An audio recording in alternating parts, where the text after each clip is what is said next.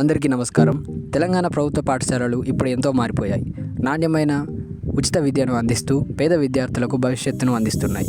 దీనికి చక్కటి ఉదాహరణ మన మంతెనలో ఉన్న ప్రభుత్వ పాఠశాల. రండి ఈ అద్భుతమైన ప్రగతిని చూద్దాం.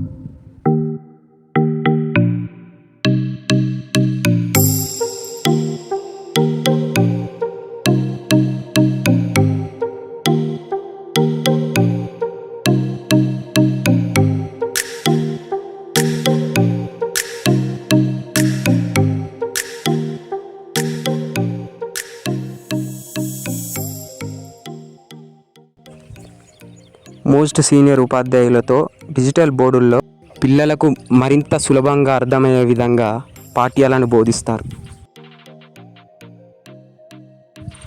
సిస్టమ్స్కి ఎటువంటి అంతరాయం లేకుండా వైఫై సదుపాయం కూడా కలదు. ఇకపై ఫారెన్ స్కూల్స్ ఇన్ఫ్రాస్ట్రక్చర్ మన మంతని గర్ల్స్ హై స్కూల్లో కనిపిస్తుంది.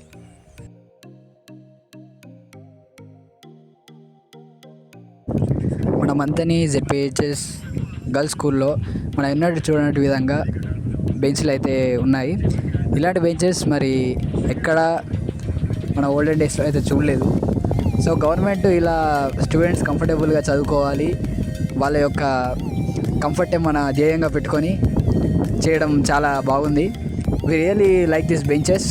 సో తల్లిదండ్రులంతా వాళ్ళు తమ పిల్లల్ని ప్రైవేట్ పాఠశాలలో కాకుండా ఇలా గవర్నమెంట్ పాఠశాలలో జాయిన్ చేయడం అనేది చాలా ఉత్తమం అని చెప్తాను. ఎందుకంటే ఇక్కడ ఉన్నంత సౌకర్యాలు మనకు ప్రైవేట్ పాఠశాలలో కూడా దొరకవు.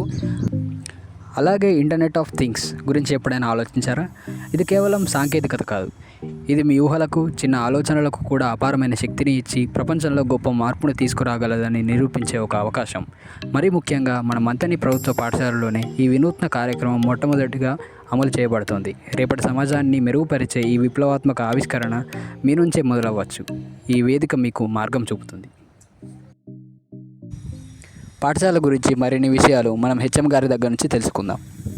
స్కూలు ప్రత్యేకతల గురించి చెప్పుకుంటే ప్రతి సంవత్సరము మండలంలో అత్యధిక మార్కులు ఎస్ఎస్సిలో మా స్కూల్ నుండి వస్తాయి. బాగా అనుభవం కలిగినటువంటి, బాగా నైపుణ్యం ఉన్నటువంటి ఉపాధ్యాయులచే బోధన జరుగుతుంది.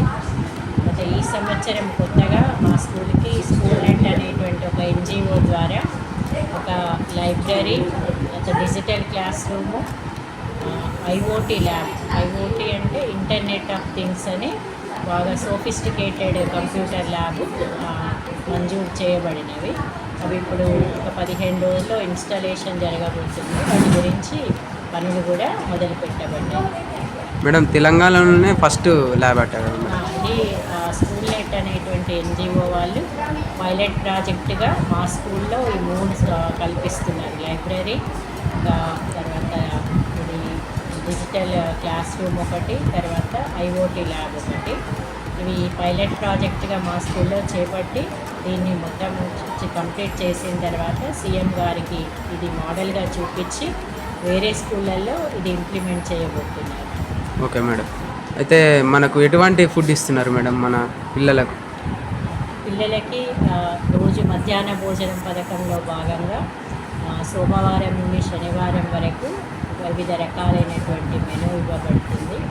వారంలో 3 రోజులు ఎగ్స్ సప్లై చేయబడతాయి. మిగిలిన 2 రోజులు రాగి జావ ఇవ్వబడుతుంది పిల్లలకు.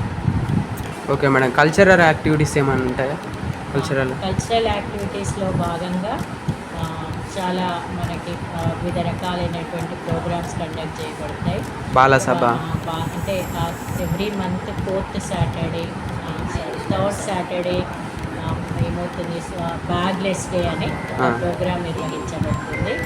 దానిలో భాగంగా రకరకాలైనటువంటి programs, quiz, model assembly, model parliament conduct చేయడం, ఇట్లాంటి ప్రోగ్రామ్స్ నిర్వహణ జరుగుతుంది. మేడం, ఒక లాస్ట్ మాట మేడం. అయితే ఇప్పుడు ప్రైవేటుకు వెళ్ళే పిల్లలకు, అంటే కొంతమంది డబ్బులు లేకపోయినా కానీ ప్రైవేటుకు కొంతమంది మొగ్గు చూపుతారు, పిల్లల భవిష్యత్తు బాగుంటుందని. వాళ్ళకి మీరు ఏం చెప్తారు మేడం ప్రైవేటు వెళ్ళే పిల్లలకు? ప్రైవేటు కంటే కూడా ఇప్పుడు గవర్నమెంట్ పాఠశాలలో అన్ని రకాల సదుపాయాలు కల్పించబడ్డాయి. తర్వాత నైపుణ్యం కలిగినటువంటి ఉపాధ్యాయులచే ఇక్కడ బోధన జరుగుతుంది. కాబట్టి పిల్లల భవిష్యత్తుకి మంచి త్రోవ చూపించబడుతుంది గవర్నమెంట్ పాఠశాలలో. తర్వాత ప్రైవేట్ పాఠశాలలో అవలంబించినటువంటి బట్టి పద్ధతి కాకుండా, రాట్ లెర్నింగ్ కాకుండా, గవర్నమెంట్ పాఠశాలలో పిల్లవాళ్ళు తమ స్వంత తెలివితో నిర్ణయాలు తీసుకునేటట్టుగా, సొంతంగా ఆలోచించి పనులు చేసేటట్టుగా, అంటే వాళ్ళని ఫ్యూచర్ లైఫ్కి మేము శిక్షణ ఇవ్వడం అనేది జరుగుతుంది. కాబట్టి ప్రైవేట్ స్కూళ్ళలో పిల్లల్ని పంపించి అంతంత ఫీజులు కట్టి వాళ్ళని అప్పుల పాలు కాకుండా అంతకంటే మంచి నాణ్యమైనటువంటి విద్య గవర్నమెంట్ స్కూళ్ళల్లో దొరుకుతుంది. ముఖ్యంగా మంతిని గర్ల్స్ పాఠశాలలో అన్ని ప్రైవేట్ స్కూళ్ళల్లో కూడా లేనటువంటి సదుపాయాలు ఇక్కడ ఉన్నాయి. కాబట్టి తల్లిదండ్రులకు ఏం విజ్ఞప్తి అంటే, మీరు ఆ ఫీజు రూపంలో ప్రైవేట్ స్కూళ్ళలో కట్టేటువంటి డబ్బుల్ని పిల్లల పేరు మీద మీరు డిపాజిట్ చేసుకుని మా పాఠశాలలో అడ్మిషన్ ఇచ్చినట్టయితే పిల్లలకి నాణ్యమైన విద్య దొరుకుతుంది. దాంతోపాటు ఆ డబ్బుని మీరు పొదుపు చేసి వాళ్ళు ఫ్యూచర్లో హయ్యర్ స్టడీస్ కోసం ఉపయోగించుకోవచ్చు. మంచి ఆలోచన madam. Thank you madam. Okay.